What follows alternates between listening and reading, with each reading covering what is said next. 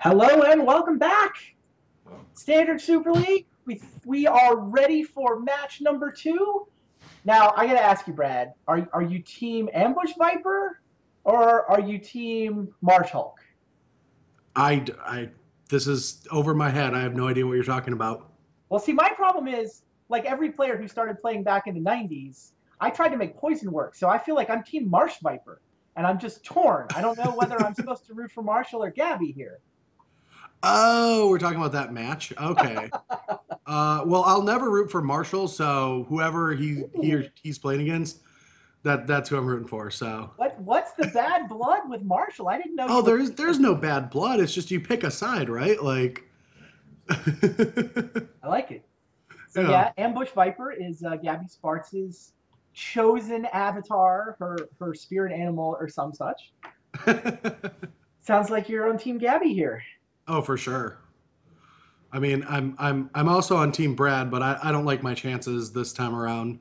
Well, The decks that you don't have to play either of them for a little while. You're in the group of yeah, death, which so which is very deadly for me. it's insane. You're the one with the number 5 in front of your name, though. Like they should be just I as scared of you, right? oh right. Oh Number right. 7, right? Oh, I see it.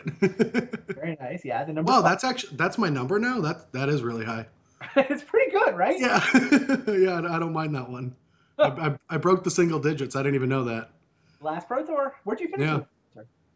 I scooped Nathan Holiday into platinum and finished X5. Right. So I mean, even X5 is still 10 points, right?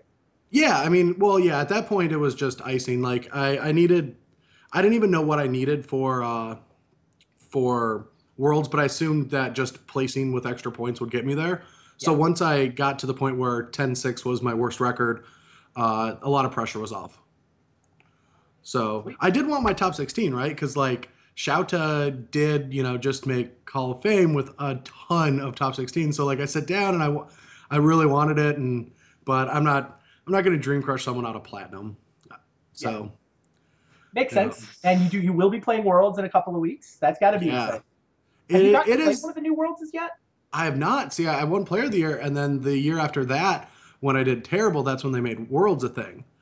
Like Right. Owen got in the next year off of Player of the Year, and ever since I've been sitting at silver and trying to grind Magic, and then finally hit gold last year, and then finally this is the year that I'm at Worlds, and I'm excited. I just hope that I get a crack at testing Modern Masters, because if I don't, then that is not 3 pro points for me. Got it. You didn't play a lot of Modern Masters, didn't go to Vegas, right? No, I didn't go to Vegas, and I drafted twice online. And one time I 3-0'd with like a red deck splashing black. That was insane. And then the second draft made me realize that I had no idea what I was doing. And there was like 12 different synergies in a schizophrenic deck. Like the format's really complex. And once you know it, I think you know it. But I have no idea yet. Got it. But I feel confident in Origins. Standard, I've got a couple things brewing. Couple Nice. things that the team isn't really it hasn't piqued their interest yet. But and then modern, I have no idea. How many teammates do you have going to Worlds? Well, that's just information I don't want to let anyone know in case there's some worlds opponents in here. I guess I meant how many of the people you teamed with for the Pro Tour are qualified. uh, 3. It's a nice Thanks. number. Yeah. No, yeah, we have 4 in the tournament, which is awesome, and it's really cool to work with a group of people that I get to work with on a weekly basis for this tournament, as opposed to not having any resources like a couple people will. So I'm really excited about the tournament. Like I've always wanted to play in it, and it was kind of a dream of mine, and I didn't know that there was going to be too many more like dreams I really needed to accomplish in Magic. But playing in Worlds every year, I watch every single minute of coverage, and sometimes I even watch the replays. Like I was really excited to qualify this year, and hopefully I don't embarrass myself because it's a lot of competition. Now you've got a trip scheduled before then, right? Aren't you off to London like literally Mm. tomorrow? Yeah, tomorrow morning I'm off to London, and Star City Games is hosting the tournament, and they're doing a versus video seminar. So Chris Van Meter, Brian Brown, Todd Anderson, Tom Ross, and I are going to be spending about 2 hours with anyone that wants to sit there and listen to us talk about Standard and probably ban Heroic, and Green Devotion. But outside of that, we'll be doing a meet and greet and stuff. So it's going to be a lot of fun. Like, I love that Star City gave us the opportunity to go over there and meet a lot of the fans. Also, we have shiny tokens. So, like, that's like right when they brought the idea of it to me, I was like, well, we get some of those tokens, right? Like, not just the people that sign up. Like, we get to take some home. So they said yes. And, Cool. but yeah, it's going to be a fun tournament. Awesome. Well, meanwhile, we are now getting ready for Marshall Sutcliffe versus Gaby Spartz. We're probably about 2 minutes away from playing this game. I don't know if you've had a chance to check out the deck lists. Gaby has brought a Goblins deck to the table. Have you seen our list? Ooh. I have not. I mostly focused on how horrific my match against Sam was, but Okay. Goblins is a pretty interesting one. As long as Marshall doesn't have any languish, then we should be good, right? Yeah, I sounded like Marshall was doing a little bit of scouting too. He had Gaby on Abzan Aggro because that's what she's been playing on stream. That's what she's been playing. I guess she went to Star City Chicago. Um, but yeah, she's mixed it up a little bit. I didn't know she was going to be on Goblins here, but there you go. The Glory Chasers, obviously the new addition to the deck. It's a pretty solid one drop, I would think. Yeah, I love the combo of Subterranean Scout and Obelisk of Erd. Um, we actually tested this deck a lot, and there's a couple Nambos in the deck, but if it's unmolested, it just dominates the game. I And mean, you just need like 3 or 4 turns of them not mass removing your board, and then you just win. It is a very powerful deck, especially on the play. and I feel like this is the deck people were expecting to come out of Red out of Origins because of Goblin Pile Driver, which still works with a Subterranean Scout even through Obelisk of Erd, right? No, because it already has 3 power before once Obelisk is in play. It has too much power for the Scout. Oh, Obelisk is +2/+2. I was thinking it was +1/+1, Yeah. of course. Eh, either one of them's good, right? Play the Scout first. Tap it for the Obelisk. Marshall looks good. Marshall, meanwhile, Esper Dragons. Relatively, I don't know, vanilla version of the archetype, I guess. He does have 2 copies of Languish and then 1 Crux of Fate. What he does not have are Drowning Sorrows. Any Bioblights? Let's see. Main deck has 2 Two. Bioblights, 2 Foul Tongue, 2 Price, 3 Downfall is the removal suite. Oh wow, And only 3 downfall. yeah, and there's 2 Drowns in the sideboard, along with a Farika's Cure and Languish #3. Okay, wow, yeah. Like the languishes are going to be super important. Not having drown is a little scary, but when the obelisk happens, there's an opportunity to drown and then just pick off all the rest of the spells that goblins will have. But I've been actually testing a little bit of Esper Dragons, and the problem I've had with it is it still just has a lot of these like clunky draws. And it feels like a Delver deck that needs like 4 turns of setup as opposed to just one. Um, but if it has the correct cards for the matchup, it can win. And as you see, we have a Bile Blight. Wow. Yeah, that Blight's definitely the card he wants to see in his opening hand, right? I mean, he basically kept Ashiok Blight in 5 lands. Yeah, I mean that's the draw. Fully committed to the anti-Abzan aggro, even though he should know the matchup already. Yeah. But yeah, you can't really mulligan many things. Also, not having a white source means that any top deck Ojutai isn't going to be able to like stabilize on the board. How's Gaby's draw? Gaby's draws look fine. I can't tell what that card is. Is that a scout? I think that's a Pile Driver. That's a pile driver. Okay, what pile driver is that? Is that the new pile driver? I see. I only know the onslaught pile driver. That's when I started playing Magic. Yeah, that's just a weird. I've never seen that one. I Yeah, believe it's a promo of some sort. yeah. I never know promos. Um, but yeah, this draw is great. Bioblight's going to end up taking out the pile driver. Gabby's going to have to be concerned about Languish, not wanting to get blown out here. But I think she has to put another creature on the board, which is probably the scout, just because it deals more damage. And if you're investing a creature into a board, you might just not care if it gets languished.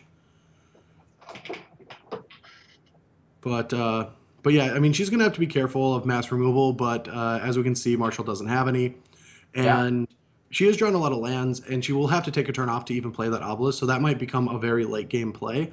But this draw for Marshall looks extremely anemic, and he has like 1 turn of interaction. So we'll see if she just fully commits to the board. It seems like it's the right play to just commit. I mean, Marshall's only got, she sees the list, he's only got 3 sweepers, and one of them is a 5-mana sweeper. Well, I mean, I've seen Gaby play, and she thinks through a lot of her decisions. And one of the decisions she has to make right now is Marshall kept this hand. Like, he didn't mulligan. Like, this probably means he probably has something, not just a Bile Blight. And neither creature got countered, so she'll see the Bile Blight now because I don't think Marshall wants to take this amount of damage with Ashiok as his follow-up. And then next turn, she'll be able to tap 2 of her leftover goblins, play the Obelisk, still hit for 4, and put Marshall on a 1-turn clock. So Dig Through Time's not going to get him on this. He's just going to have to draw. I mean, I guess Oju Time might be able to stabilize if he draws that in 2 turns, but he might just need one of the Languishes. I guess a Bile Blight does help. Helps. It doesn't, there's no 2-for-1 available to him now. I mean, getting the goblins off the board is going to be important after next turn with the Obelisk coming down. Yeah, and she's a little flooded, right? She Yeah. didn't really want to draw 5 mountains.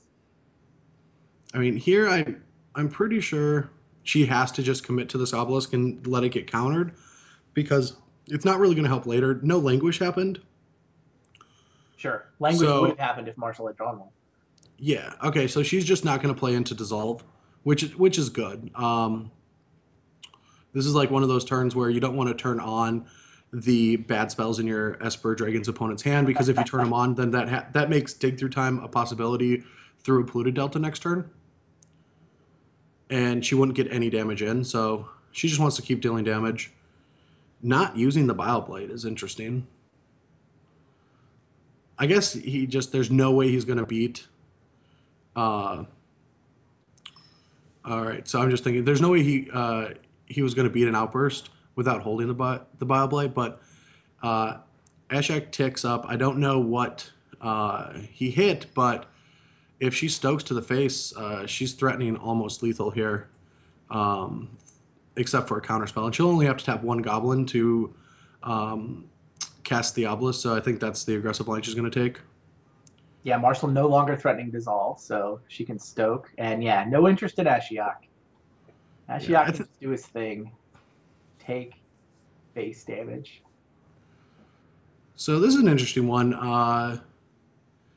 She can choose, like, without Bile Blight last turn, she has to think that he doesn't have a spot removal. And if she decides that he doesn't, she might just slam the Obelisk here. Or not Obelisk, the Goblin Rabblemaster, because that's better to get countered than the Obelisk probably. But I guess it's a good follow-up. I mean, it's weird because your opponent hasn't really done anything, so I don't really know the thought process I would be having in this situation. I would put my opponent on having some interaction with this Obelisk. Oh, wow, kept a mount. Oh, this is to play around a Scorn. That's smart. I usually just jam into Scorns. Pay for it. Yeah.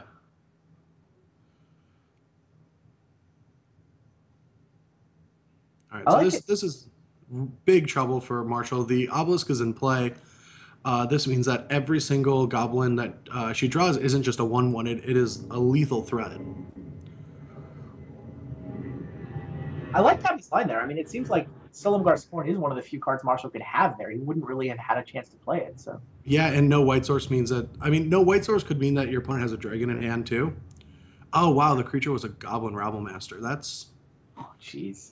Yeah, I have seen Ashiok Rabblmasters kill very quickly just because you're the deck with all these removal spells. But at the same time, those are 3/3s in play, and it's going to be a tough race, especially since until the Rabblemaster's off the board, those are stupid goblins that always attack even though they want to block. And so until he chump blocks with the Rabblemaster, which he can't with the Frenzy Goblin in play, she's not going to have to worry about her life total in any way for at least 3 turns because I've learned the Rabblemaster math, and it's just 1, 6, 8 dead. And so you have to, dead? Yeah, you have to eventually interact with it. So Rabble's in play. Gaby's thinking if she wants to play the Frenzy Goblin.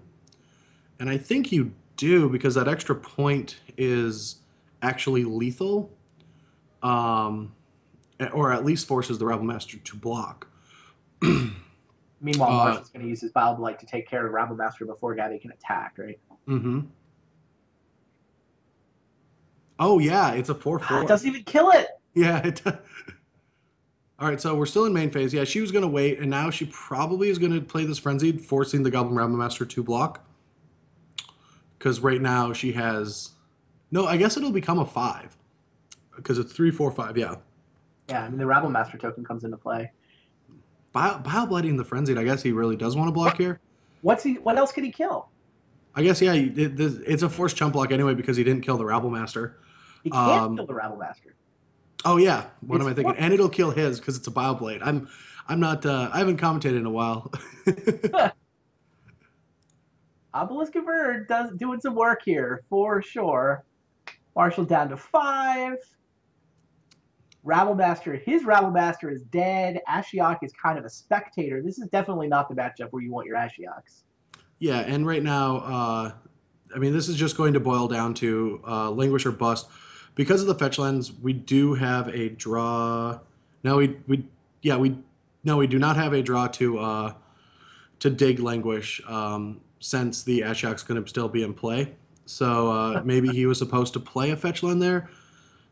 So a dig isn't out. Dotsie's definitely isn't an out. Yeah. That is not the draw phase he wanted. This is always what happens when I play this deck. Like, I just get into a bad board position, and all of my cards are so situational that, I mean, you either just win so far ahead with an Ojutai. It's like the opposite of, like, the testing of control decks. You know, like the theory that, like, people play control because when they're testing or when they're ahead, they get to be ahead for so long that they feel good about it. Yeah. And losing doesn't matter because you lose right away. But, like, that's not this deck. This deck kills so quickly and then tries to stay alive for so long and never gets there. Like, it's Ugin or bust. Yeah, in those board look at her states. hand to see if he gets any. I mean, I guess he gets a little bit of information about how she has chosen to play out this game. Yeah, that's about it because he does have deck list. But I mean, Marshall loves his value. He's played. I think he's played a little too much limited in his life. He's a never concede guy too. Okay. I joined that school for a little bit, but I'll never concede in a situation where my opponent's decisions matter. Yeah. But, like, she actually just has Goblin Rabble Master in play. She can't make any more decisions. She could have chosen to attack Ashiok. That is a thing. Oh, that is true. She could have misclicked. She attacks Ashiok, and the game's not actually over. But, yeah, Gaby wins game 1, and we get to go to sideboarding. Now, the sideboarding, what happens in sideboarding? It seems like Marshall's deck is the one that gets significantly upgraded here, right? All right, are we going to take a look at that, or should I go pull that up? I think we can. Yeah, we'll get a couple seconds to get our hand cams work. Seems like all of our technical issues are now gone. We're able to get everything on the screen, so we'll take this opportunity to set things up. I mean, I did tell you that once I'm on camera, everything's going to work because I'm just so lucky. Yes, you told me. You're lucky. You're inherently lucky, so all this problems go away. I appreciate that. She will not be boarding. No, none of those cards look relevant. What is Mark? Yeah, I mean, Hillcutter's an instant speed way to keep from Languishes, but Marshall's going to be the one that's going to be sideboarding here. So Ashiok and Ugin are going to have to go. Thoughtseize is actually pretty good against Goblins because they don't have a ton of reach, whereas like cards like Dissolve and Hero's Downfall tend to be far too expensive, and Foul Tongue is like this weird card that you want to play, but like it's embarrassing to all these cards. So, I mean, he does have 2 Drowns and a Languish. Taziger will probably come in. The Cure will come in. All the Dragons are probably coming in. Pretty massive sideboard then. What are you taking out? You're taking out your Ashiok, your Ugin, your Downfalls, maybe some of your Foul Tongues. No, like Thoughtseize is bad against like the other versions of Red with all the burn, but this is a version where you can take one of the most powerful synergistic cards out of a Goblin's hand and leave them with a bad draw. So I actually don't think that Thoughtseize is that bad in the matchup. Maybe you don't want all of them, but I don't mind drawing one. Is that Jace in from the sideboard? Yeah, I mean, if you don't have cards to interact with your opponent and you don't want like the expensive ones, at least Jace is going to be able to flip. It works really with Language. She doesn't have a lot of the fast removal spells. And this is a particularly slow draw, but I would have kept it at the same time. But yeah, Jace on the play can be pretty good since this isn't the normal red decks. This is you have to look at goblins as just like you could make the cards green and white, right? Like it wouldn't matter. Like they're it doesn't feel like a red deck. It's just a lot of burn, or it's just a lot of creatures. Okay. And so like these Jaces aren't going to die. I mean, maybe she'll bring She's got Searing Blood in the sideboard, but I wouldn't have brought it if I was her. Yeah, that's like a guessing game. Like I think on the draw you can usually put your opponent on bringing in the Jaces, and on the play maybe they ignore them. But then again, like I don't know if you really want to bring in cards like that because it cuts your own synergy. And if he doesn't bring it in or never draws one, you're just stuck with this card rot in your hand until the inevitable happens.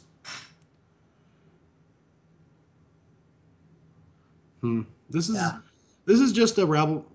I think it's just a rabble master let it die situation. I mean, maybe she'll just play the outburst and set up for the next turn. But you have so many. Whenever I have 3 of the same card and 1 of a unique card, I always like just play the one that I have 3 of so that I have options later in the game. Because like you never know what your opponent's going to have on this turn. Now, Rebel Masters are just better to chain them off of each other. Now, what just happened? Oh yeah, it's pro blue. I was like why did he tap first? But yeah, it's pro blue. So down goes that, and all right, there's a languish. Wow, that was a nice draw. Yeah, this is going to be tough because Jace is going to flip next turn, then being invulnerable to the languish. Languish is going to happen. So next turn, if Gaby jams on Obelisk, she has a pretty good chance of just winning this game. And she should just jam on it. Like, oh yeah, Marshall's not even keeping up double blue. Like he should have biobladed or kept up double blue, but not do both of them because now the Obelisk wins the game. So it's like rabble after rabble after rabble. All right, Jace number 2 is going to hit the yard. They're just so hateful twins. And bioblade's going to happen. Little too late. And now these Rabble Masters are just going to eat Marshall alive. Even with a Jace. Like, Jace is going to flip tick up. Yeah. Jace 5 cards to flip, right? Oh, there's a counter, but there's no dragon. See, this is why I just dislike Esper Dragons, even though I want to play with it. Like, I don't go to FNM that often, but whenever I go to FNM, I play a control deck because I never get to play them in real tournaments. And so I like to have fun with them, but then they always frustrate me because of things like this. Like your counterspell doesn't counter something, your wrath doesn't wrath anything. You have this extra Jace in your hand that's gonna not do anything. It's gonna play it, but you can have one of each. You can have one of each, but like then that one's gonna get languished. Ooh. I don't think that's the play. I think it's just rabble. Makes sense. But she did bring the hill cutters in as instant speed threats, which is nice. Like it's not going to help her against defensive Ojutai, but it'll help her against the Dragonlord Slumgars. Man, 3/3 tokens, hasty goblins being spit off by that Rabble Master. Not bad. Yeah, I mean it was just a mistake. You hate to see it happen when he didn't bioblade her 3 lands away. Well, he was setting up for a languish. Is the bioblade so obvious? You don't know she's got an obelisk. That's true, but her deck plays 4 and it's her premium spell. So like that's the card that you have to be concerned about. But especially with languish. Don't you want to get more for your languish than just 1 Hordling Outburst? I mean, you can just bioblade the outburst and get 2 more cards later because you have a Jason play.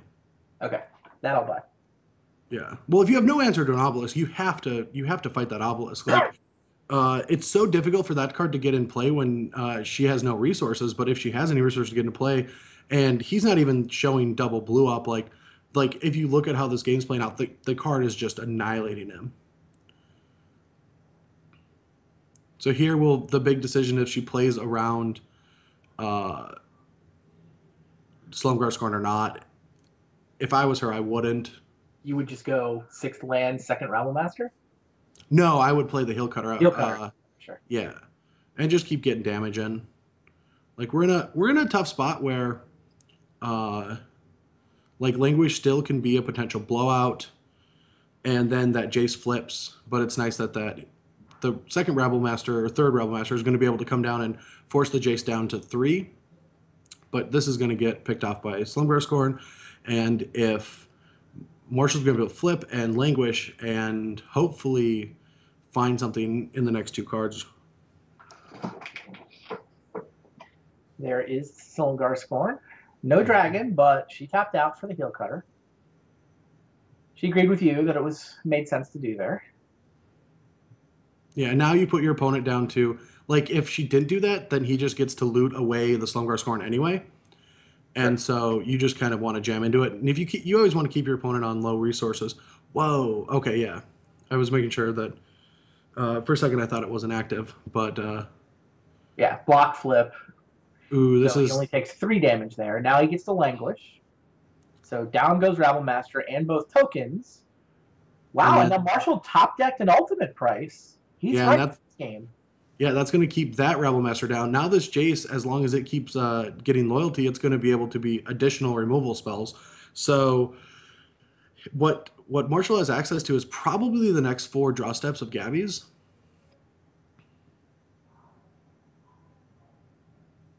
Yeah, she goes Rabble Master.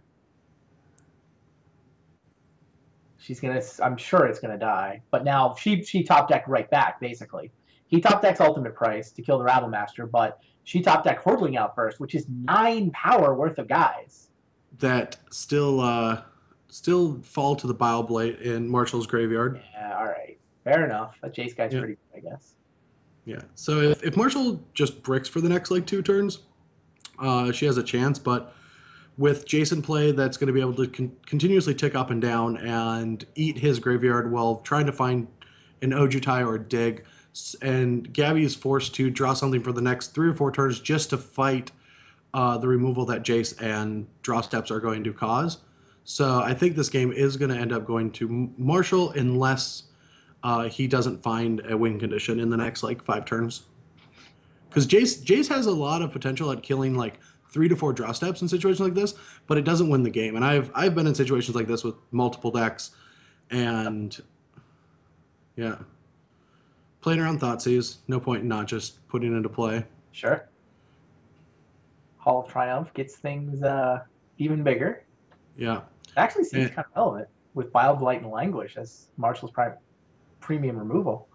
Yep. And now without the Hero's Downfall, all right, well, that kills Jace, which is very good. Because the Jace is almost the most relevant thing that Marshall could be doing besides an Ojutai.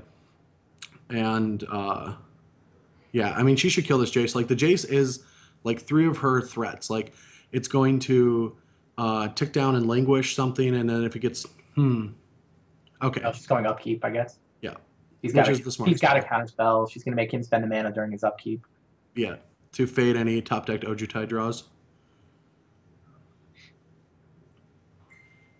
Down goes Jace. Jace is in from the sideboard. It looks pretty good here. Yeah. All right. Well, here's our 4/4 Founder Street Denizen. That's going to eat one of the 2 removal spells, but she's drawing her worst cards, and he's got to react to with his best cards in these situations. Which he has to kill every single creature she plays at this point. Yes. They're all +3/+3. And now he can block them, though. That helps. Yeah. Silumgar, the Drifting Death. Oh, now they're +5. Well, now Slumgar doesn't block.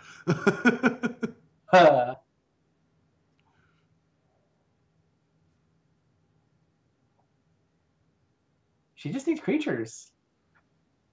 Yeah, she has a lot of draws to them. It's funny because I mean, he has to start attacking. Yep. I mean, making the game go longer doesn't help Marshall. Valentine Invocation is pretty good there.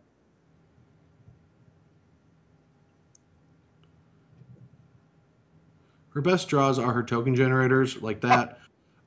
This is going to get Crux, but it leaves her open to any fodders or outburst in future draws, which she has like 6 now. And Silumgar will, of course, survive the Crux of Fate. Or the Languish. Oh, no. Yeah, the Languish is dead now, yeah. Languish That's so is funny. just blank. Yeah. 2BB have no impact on the game. Oh, no, it does. It does, because he can Languish right now and then attack with Silumgar, right? Because they're 5/5s? The plus 5. Or are they 6/6s? They're 1, 2, 3, 4, 5, 6. 6/6s. So yeah, that doesn't work. All right. Put 2 6/6s into play. What? 2 6/6s? For 2 mana, Wizard That's sure knows how to print insane. some cards. This game's awesome. Yeah, Falton gained some life. We've got the combo. So if I was Marshall here, I would definitely just attack, take 6 damage, wait for 1 more resource from Gaby, and then 2 for 1-er. But I would not 2 for 1 in this situation. It is.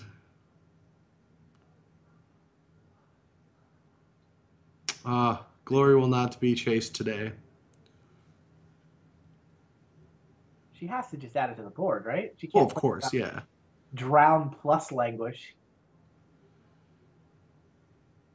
Well, Marshall's actually going to win this game, isn't he?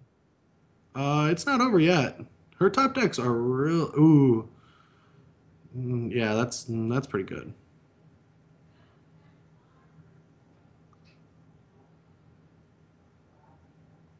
Yeah, here he has the option of taking the Glory Chaser. It's difficult to pull the trigger on Drown and Languish in case like she draws like an outburst.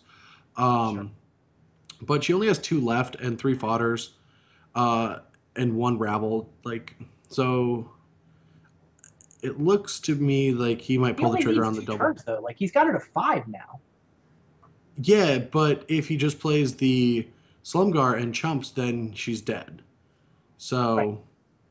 That's what I mean. I don't think he has all that much to worry about here, is my point. Yeah. Okay, he's not going to threaten lethal next turn. But will the following turn? Yeah. I wanted just some gigantic hill cutter to win the game. That's what I was looking for. Just a hill cutter off the top would have dropped him to chump block mode. And then a second, and then he'd have to keep back his drifting death.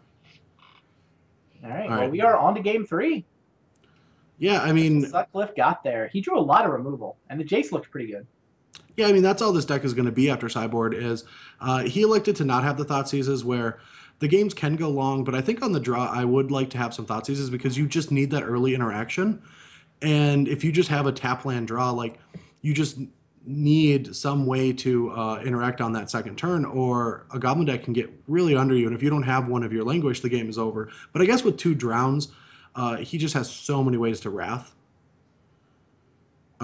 It's quite interesting because I guess 4 Foul Tongues is why he thought, and I guess the 3rd Languish is why he thought she was going to be on Obs on aggro.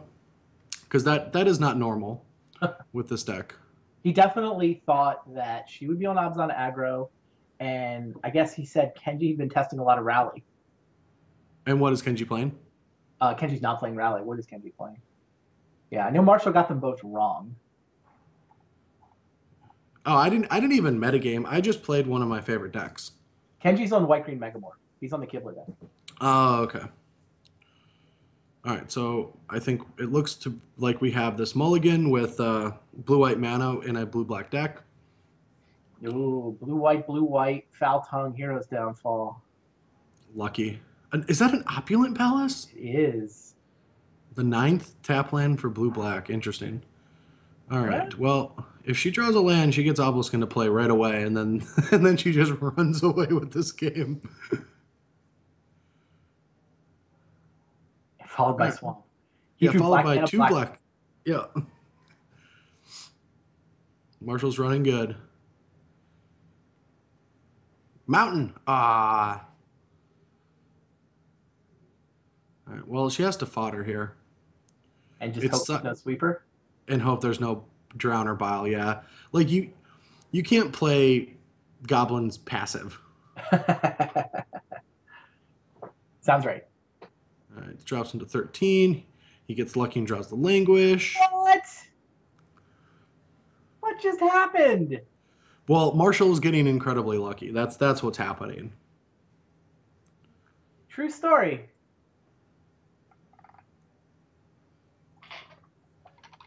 So what? I guess, what would that be? That'd be 10 damage. So theoretically, if she draws a land and plays a Hall and he doesn't chump block, then he is dead. So that's going to happen. So let's hope it's a Hall. Don't play that Outburst. Can I call her? Also, this is oh no, don't tap the Foundry, because what about Bioblade? Gotta play around Bioblade. I guess Marshall would have learned his lesson and played around Bioblade. All right, well, Obelisk of Erd is in play. Yeah, and this should be game over too, because there's no way that this Jace is, Jace is just going to have to run in front of one of these. Discard the Downfall. Languish is going to come down. And Rabblemaster probably follows, dealing 3. Obelisk of Erd versus the sorcery speed removal. Seems like it's earning its keep, shall we say. Yeah, and there's so many top decks that Gaby has to just like blow this game out. A second dig is going to be worthless. And yeah, so he's got 4 in the yard. So like, I guess this has to be an ultimate price turn, but then he can foul tongue dig, but that's not enough. So here's a Hall. Yeah. I like this. I like the Hall. It deals an extra point of damage through the Goblin token, and then play the Frenzied Goblin. And that'll be lethal unless Marshall draws a fetch land or an additional land to be able to dig before the foul tongue. All right, so the Goblin ship's over for 4. Ultimate price meant Rabblemaster doesn't spit off any more tokens, but that 1 token is doing a lot of good work. Frenzied Goblin, now it's a pair of 4/4s. Ooh, that's good. But can block a 4/4. No, doesn't work, because no gain life means that Frenzied stays in play and forces it to not block. Tassiger's not blocking Frenzied Goblin. That is a true story. So he's dead, right? He can foul Tassiger, but she presumably will hold on to Frenzied Goblin. Yeah, he needed an untapped land so he could dig into a dragon and then Frenzied to stay at 3 life. But without access to that, he has no play. There's not even I guess he could dig into land dragon. So that's his play. Dig into land dragon? Yeah. You would not foul tongue plus Tassiger cross your fingers and hope she screws up Frenzied Goblin? I would put some of my opponents on that, but I wouldn't put Gaby on that. I mean, I only make plays like that when I have no other options. Right, and the dig, you have to pay 3 for dig? Yes, right? So yeah, he needs dig to hit land dragon, and then rip a Languish and probably find some kind of unicorn in his deck. But at this point, he's drawing completely slim. So tick tock, concede. This is actually a really common one. I mean, he needs an untapped land and one of his 6 dragons. So no. Frux, Downfall, ultimate price, but no dragons amongst the 7 cards Marshall's looking at. I didn't even want that information, because I just love when I'm playing Magic Online and my opponent's digging and then they just concede with dig on the stack. It's one of my best feelings of Magic. Like, I hate control decks and I only play them when I have to. And like when they're too good not to play. Sure. But whenever my opponent's digging, because right when dig came out, we all thought it was Sphinx's Revelation. You know, every time they dig, you just put your hands in your head. You're like, oh, this is miserable. I'm going to lose now. And it's not. It's not even close. There's the untapped land. See, here he should just foul tongue and say, I misclicked, and so she doesn't get the credit. Oh, it doesn't even matter. has the additional Heel threat. cutter. Love it. Heel cutter crippling Marshall's chances at winning the Super League. All right. Marshall's not out of it now. He's still got a chance to get top 2, but Gaby, with that win, that's big. Clearly controls her own destiny at this point. So Gaby Spartz defeats Marshall Sutcliffe. That is match number 2. Mm-hmm. You got to go play now. I was hoping you didn't say that. I don't like my matchup against Sam. It's not good. Well, we certainly enjoyed hearing you commentate. This was good stuff. Thanks. I mean, I got the Bile Blight Obelisk wrong for a while, but it's not that bad. Yeah, it was. I'll give myself a B minus. B minus. I'll give you a little better than that. This was good time. We're going to take a real quick break. We're going to let Brad go get ready for his match. We will swap in both Marshall and Gaby. We'll let them decompress about their match for all of you guys. So stay tuned. We'll be right back.